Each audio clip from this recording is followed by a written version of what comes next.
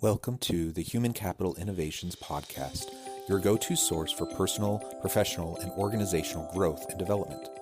We hope you tune in often for all things people management, organizational development and change, organizational leadership, and social impact related. Maximize your personal and organizational potential with Human Capital Innovations Podcast.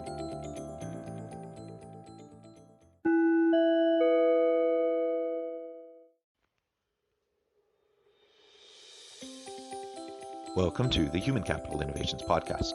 In this HCI podcast episode, I talk with Wendy Bjork about how we can become more accepting and understanding when an employee is diagnosed with a chronic illness, such as multiple sclerosis, instead of causing them to hide it or fear disclosing their condition.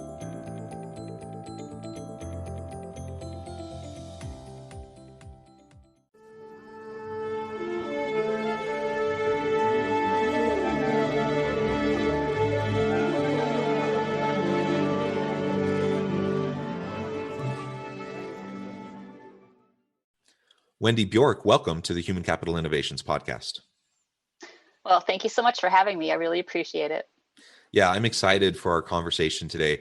You have a unique background and area of expertise that allows us to explore, I think, what is a very important topic. We're going to be talking about how we can become more accepting and understanding when an employee is diagnosed with a chronic illness. Specifically, we'll talk about multiple sclerosis, but other chronic illnesses as well. And that's a really touchy, difficult kind of an issue and a topic within the workplace. So many people don't want to share or disclose that they have that kind of an illness. And so they don't seek accommodations. And so we need to keep our eye out for opportunities on how we can be more supportive of others and create an environment where people can share those sorts of things without fear of retaliation or anything like that. As we get started, I'm going to share Wendy's bio with everybody. Wendy Bjork, aka the MS Warrior Queen, has dealt with MS for 35 years since she was in her late teens. She realized early on in her diagnosis that having a positive mindset and a strong faith was key in keeping the illness from taking completely over. After years of experiencing all different levels of exacerbations and permanent damage to her nervous system, she decided a few years ago to begin a journey to healing holistically. Wendy is now a mentor to other women diagnosed with MS, empowering them to improve their mind, body, relationships, and environment through her 4 Cornerstones program to bring out their inner MS warrior queen. Since MS is an invisible illness, there is a lot of stigma around it and potentially a lot of underlying issues. Through her years of navigating it, Wendy has realized how many gaps in care exist, and her mission is to bridge those gaps and give other ladies the tools to navigate their MS. I could go on and on and on. You have an incredible background, but I'll pause there and just give you a chance to share with listeners anything else you would like to share by way of your personal background or context. Sure. And I guess since I've been dealing with this for so long, I didn't realize how many other people were just suffering in silence and just, hiding because it's easier not to talk about, not just MS, but any kind of chronic condition. And I guess that's why it's my mission now to bring light and awareness to all of it. Yeah. Thank you. And thank you for the good work you're doing. On a personal level, my father-in-law passed away from MS about a year and a half ago, but he was diagnosed at a very young age as well and had been dealing with everything related to the illness for decades. And in recent years, really since in the last 19 years since I've been married, he had been very much suffering.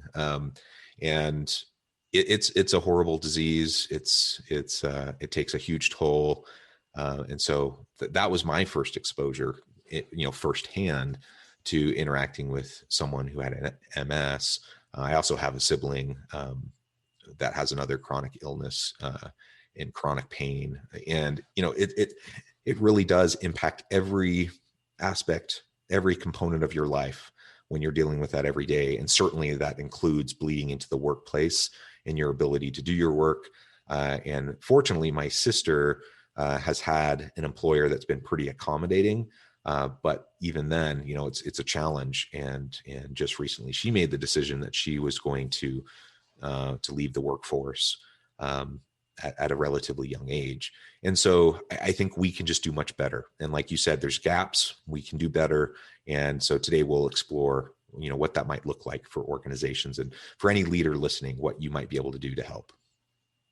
Sounds good. Wonderful. Well, so let's start off by really talking about that acceptance and understanding piece. If you haven't had a family member or a close friend who's had a chronic illness, chronic pain, MS, or a similar type of affliction, it can be really hard to understand what they might be dealing with. We might just think, you get sick, you take medicine, you deal with it, you move on. That's not really what you're dealing with, though, with MS, is it? Or other similar types of chronic illnesses?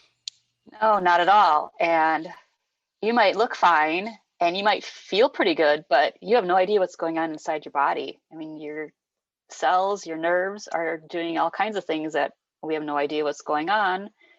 And, there could be damage caused while you're just doing everyday functions like sitting at work. And maybe the stress from work is causing it to happen rapidly, or, it's just such an unknown. Yeah, and the flare-ups can happen at any time too. That's something I recall with my father-in-law. He would have relative periods where things were under control and the meds were working, and his life was at least semi-normal, quote unquote normal. And then there were times, really with little rhyme or reason as to what the trigger was, there were times where there'd just be flare-ups and he would be out of commission. And as he got older, those became more frequent, and the good times became less frequent. Same with my sister. The flare-ups, it's just so unpredictable, and it's certainly stress, anxiety can contribute. So taking the opportunity to mitigate and reduce whenever possible workplace stress and anxiety factors, and create a safe workplace environment, a psychologically safe environment, that can help. But the bottom line is you can't really predict with a lot of these chronic illnesses how and when they're going to manifest and what's going to cause the flare up. Right. And, I've noticed there's so many triggers that we can try to avoid now, at least to start taking some steps in that direction, just through research and my own, I guess, trial and error of things that I've noticed do cause triggers, and that maybe if we eliminate those from our life, maybe we could prohibit some additional ones from happening. Yeah. And so I think, one of the things that I hope as we explore together today, that we can provide leaders with some tips on what they can do. So if these are hidden diseases, right? Like you don't always see them, they're not always manifest. You don't know what the triggers are. The triggers can be different for everybody, and not everyone's going to self-disclose. There are workplace protections under the Americans with Disabilities Act that require accommodation, employers to make accommodations, but you have to self-disclose in order to do that. And many individuals choose not to self-disclose because they're worried about what that might mean for their career, advancement opportunities, etc. So in an environment where I as an employer, as a leader, I want to be accommodating, I want to be supportive, I want to be helpful, but I can't see it, I don't know for sure, and they're not disclosing. What can I do in that kind of a situation to try to be there for my people? I guess just being open and honest on both ends of the spectrum is what's needed. And like you said, not hiding, because that's our first instinct, is because we know people, humans judge. That's just human nature. They're constantly judging and scanning and deciding if you're telling the truth or not. So it's a really fine line of having, that kind of relationship with your employees where they will be open and honest and willing to let you know what is going on in their life. And with MS, from my experience, there's some things that are embarrassing that I wouldn't have disclosed. And I guess that's where the open and honest relationship does come in. creating that psychologically safe workplace environment as a leader is important. That goes across the board. I mean, if you want people to contribute, to share their ideas, to be willing to stand up, to speak up, especially to challenge things if they see, corruption or unethical behavior, or, just something that you need to be made aware of. If it's not a psychologically safe environment, that's not going to happen. People aren't going to speak up because they're going to be self-protective. The same thing then bleeds over into things like workplace accommodations for ADA factors, chronic illness being just one of many possible factors that might, come to the surface. And people have to self-disclose. And if they, if you have MS and you feel like you kind of have it under control, and you do want to have a normal career, quote unquote, and you want to be able to progress, you very well may choose to not disclose unless your leadership in your organization is actively modeling for the people, including you, that no, this is safe. Like, we value you as an employee. We appreciate your contributions. You'll have the same opportunity as everyone else. And this isn't going to negatively impact your chances. If you can perform, you will have every opportunity, just like everybody else. That's the message we have to be sending. But we can't just say the words. We actually have to back it up with actions.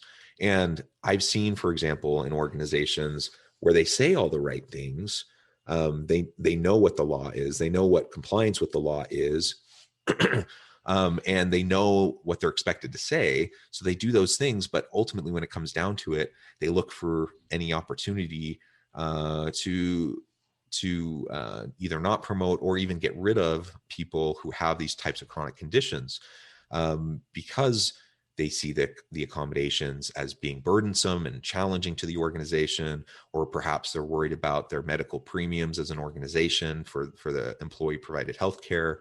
For whatever reason, organizations often will say the right things, but they won't back it up. And if that's the situation, if I'm in an organization like that and I have MS or fibromyalgia or any of these other chronic pain or chronic illness types of illnesses, I'm not going to disclose. I'm not going to share. And if I'm not disclosing, then it becomes a guessing game. And you're not, as an employer, I'm not even really allowed to ask, right? It's a completely private thing. And so unless you come to me, all I can do is base, my performance feedback and everything around what I observe about performance, and not about any health related issue. So that safe environment, that's so vital, so important. And when that's in place, people tend to speak up. People tend to self-disclose because they know that they'll be protected. They know that they won't end up having to either quit or go find another job because of how they're being treated, or suing or filing a complaint with the Department of Labor or whatever. I mean, all of that's daunting. That's time consuming. It takes emotional energy. Nobody wants to have to do that. And most people are going to just try to get out of the situation rather than have to deal with it. My first employer, when I was diagnosed, I was only 22, and he was into personal development. And he saw the need for me to have some tools to deal with this. And I thank him still for that, because he would send me to seminars like 7 Habits of Highly Effective People with Stephen Covey, or he sent me to a Brian Tracy seminar. And I can't remember all the ones, but he would say that he wanted me to come back and teach the rest of the group what I learned, except they were, I'm 22, they're in their 40s, they're not listening to me anyway, but it was fine. I gained a lot of knowledge from it. And then when I changed jobs about 10 years later, I didn't disclose that I had MS because I didn't want to start out having this cloud over my head of someone presuming I wasn't going to do my job. And it ended up that I did have a really bad attack or relapse and cut way back on what I was doing and actually got a big pay cut. And apparently in the state of Wisconsin, your employer doesn't have to be nice to you. There's no law that says that. So what they did was a gray area and legal. They could just say they blamed it on the economy, even though the economy was booming. That's why they gave me a pay cut. But they were just trying to lead me to the door.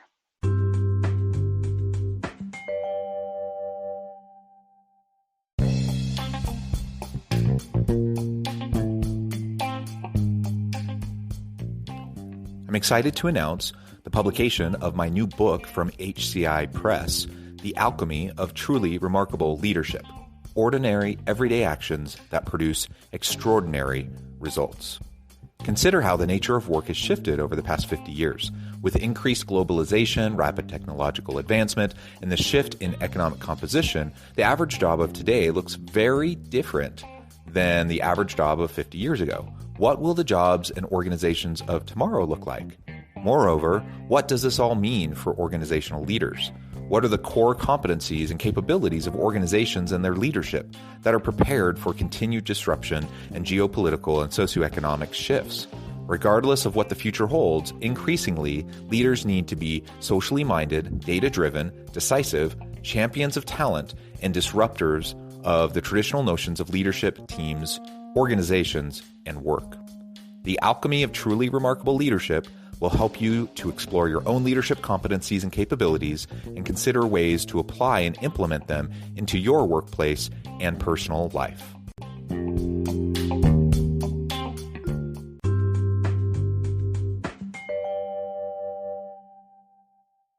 Yeah, and that kind of behavior, that's what I'm talking about when we have to walk the walk, not just talk the talk, because people notice those sorts of things. And who knows how many hidden individual, people hiding their chronic illnesses in that company existed. They observe how you were treated. They observe the pay cut, and they're like, "Oh, there's no way I'm going to share at this point." Like you said, legally, perhaps it was technically legal, ethical, moral. I think anyone would be hard pressed to make that argument and get me and to convince me of that. Organizations tend to do those types of things because they tend to be self-protective. That's why organizations and bureaucracies exist, to sustain themselves. They're, as much as an organization may say that they're out to support their people, they're a people-centered organization. Some truly are, but most who say it aren't. They're still just self-protective, and they'll be very willing to throw an individual employee under the bus or scapegoat somebody or treat someone with chronic illness like they did you, for whatever they perceive as like the self-protective reason might be, or justification might be for the organization. I still think legally it's super questionable that they cut your pay that way in Wisconsin. Utah has similar labor laws as Wisconsin, and if I ever heard about that happening to someone here, I would tell them to immediately go get a labor attorney because I suspect the employer would lose that case. But it's a tough thing, and like I referred to earlier, most people don't want to sue. It's draining. It's time consuming. It's expensive, and so all else being equal, most people aren't going to go that route, even if they are terribly exploited or abused, or simply not provided the accommodations that they need. Mm-hmm. I appreciate you sharing your own personal experience with that, because it's just a great illustration of the potential damage that we can do to good people.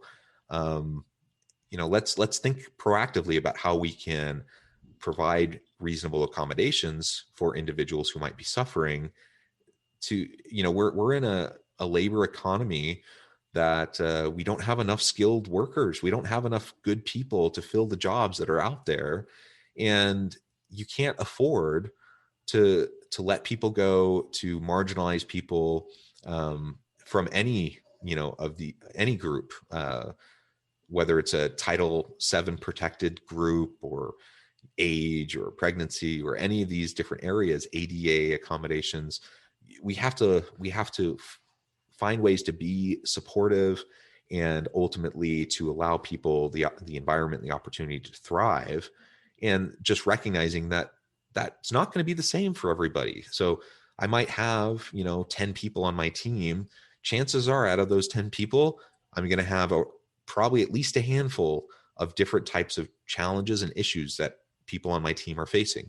And I can either take the standpoint that, I'm upset. Why do I have to accommodate? I'm just going to get rid of them and find new people to take their place. Well, guess what? You bring in 5 new people, you're still going to probably have a handful of people out of your 10 that have issues that they're dealing with in their personal lives, health issues, personal issues, whatever. And that's just part of leadership. It's part of managing a team, is to find the way to help everyone do their best work, to maximize their potential within the context in the situation that they're in, right? Right. Exactly.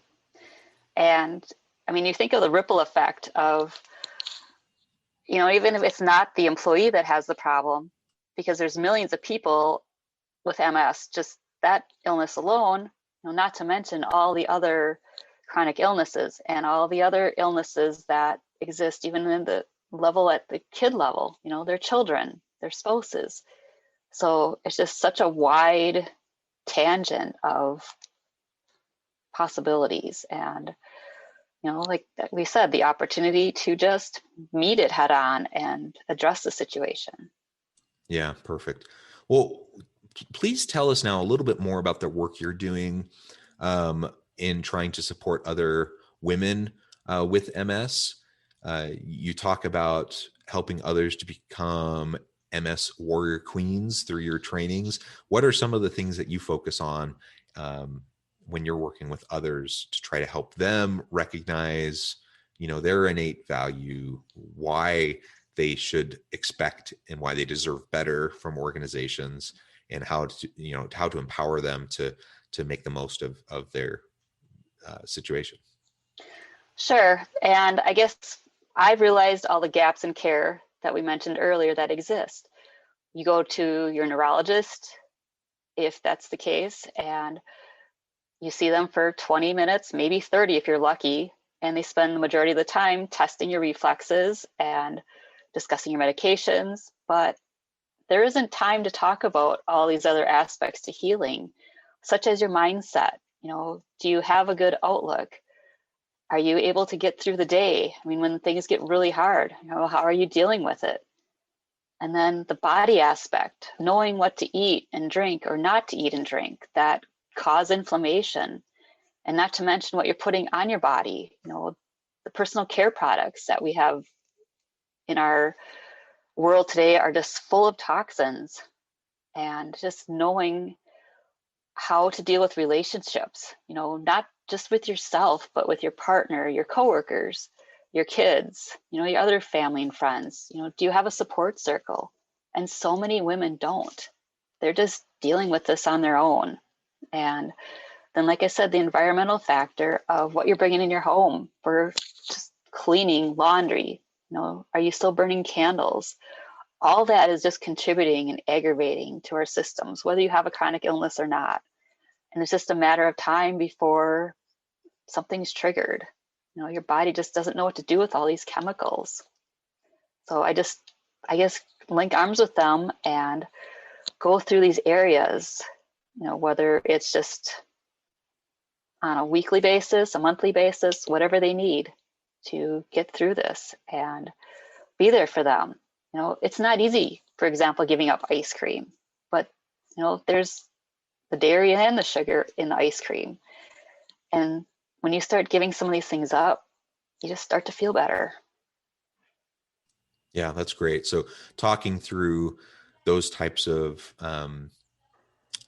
environmental elements and potential triggers, and having a plan on how you're going to manage your chronic illness is really important. So in providing that support group, that network, like you said, I think that's wonderful. I'm so glad that you're providing that in your trainings and in your workshops, and creating a space where people can find the support that they need. And again, bringing it back to the workplace, let's similarly think about what we're doing with our teams. If I'm in a really small organization, I may only have one individual who has a chronic illness.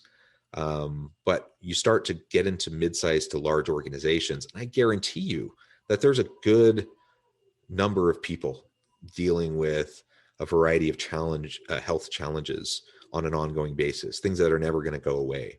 And so what types of wellness resources are you providing them? Health benefits, that's great, that's important. But what other types of benefits? Could there be a support group in the workplace that's sponsored by the organization to help and support those who may be suffering? At a minimum, can you share with your employees the resources that are available to them through their health benefits? Because health benefits are complicated and confusing, and it can be hard to navigate how to even utilize them. And a lot of times there's extra little things that organizations provide that the average employee doesn't even know about. And so unless we take the opportunity to just really clearly and explicitly communicate those things, they're going to be underutilized. And a really great resource for your people may, not even be known yet, let alone utilized. Right. And a lot of teams will just start the day with a positive, little session, whether it's 5 or 10 minutes, just to have, the start of the day on a high note and just have a thought for the day, whether it's a video or somebody just leading the group. But I think that's really helpful as well, just to take charge and start out on a high note. Yeah, absolutely. Well, Wendy, it has been a real pleasure talking with you. I appreciate your insights. I appreciate you sharing with listeners, being vulnerable and sharing your own personal experience. I see we're getting close to the end of our time. And before we close, I wanted to give you a chance to share with listeners how they can get connected with you, find out more about your work, tap into your network and the trainings that you provide, and then give us the final word on the topic for today. Well, to just have an intro call with me, it's just my name, wendybjork.com. And then my website is heartsofwellness.com. So it's hearts, plural, of wellness.com. And I actually just opened up my core program for the summer. So I'm looking for 4 ladies who are just ready to take charge of their MS, and let's get it done. And I think just the bottom line is be able to love yourself and give yourself grace. You have to do that every day. And you have to look yourself in the mirror. And that's what I teach these ladies, is how to look yourself in the mirror and say, I love you. Because if you don't love yourself, you can't help anybody else either. Perfect. Thank you, Wendy. It has been a real pleasure. I appreciate you sharing. I encourage listeners to reach out to get connected, to find out more about what Wendy can do to help you. And as always, I hope everyone can stay healthy and safe, that you can find meaning and purpose at work each and every day. And I hope you all have a great week.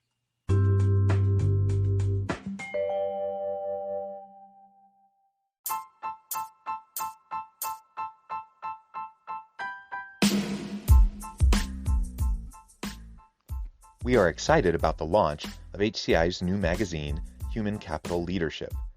Human Capital Leadership is a free, interactive e-magazine designed to help individuals, leaders, and organizations find innovative approaches to maximize their human capital potential. We will be publishing issues quarterly in August, November, February, and May. Check out the first issue and let us know what you think.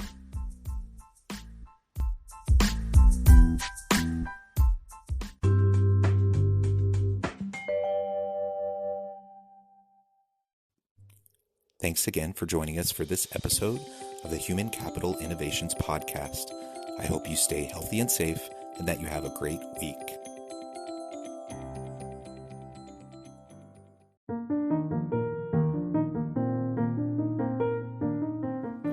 Check out our new weekly LinkedIn newsletter, Alchemizing Human Capital, exploring industry trends via original research and interviews with executives and thought leaders from across the globe. We look forward to having you join us.